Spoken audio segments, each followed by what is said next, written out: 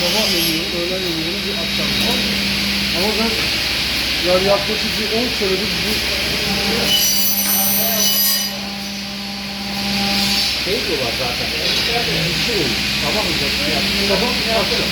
Ama sabah geliyorum ben Şey diyorlar. Sabah yapacağım. Evet. Şimdi sabah böyle dinlenmiş şekilde kalkıyor. Aman. Ben hiç seviyorum.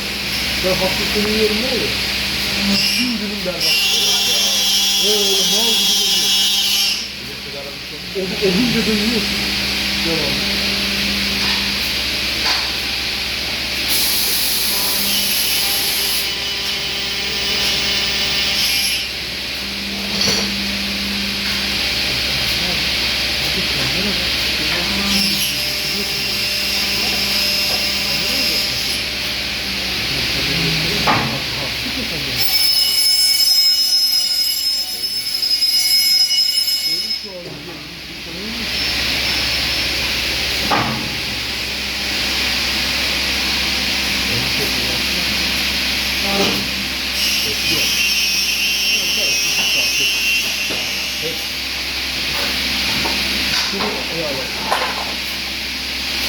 Kestik üzeri açıklıyordu ya.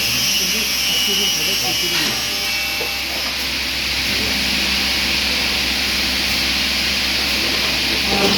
Onu ayarlarsan onu kısmını bozuyor. Güzel. Abi yani keselim arkadan koyduğun zaman duman çıkıyor. O uç şey. Var mı? Biraz daha kullanır.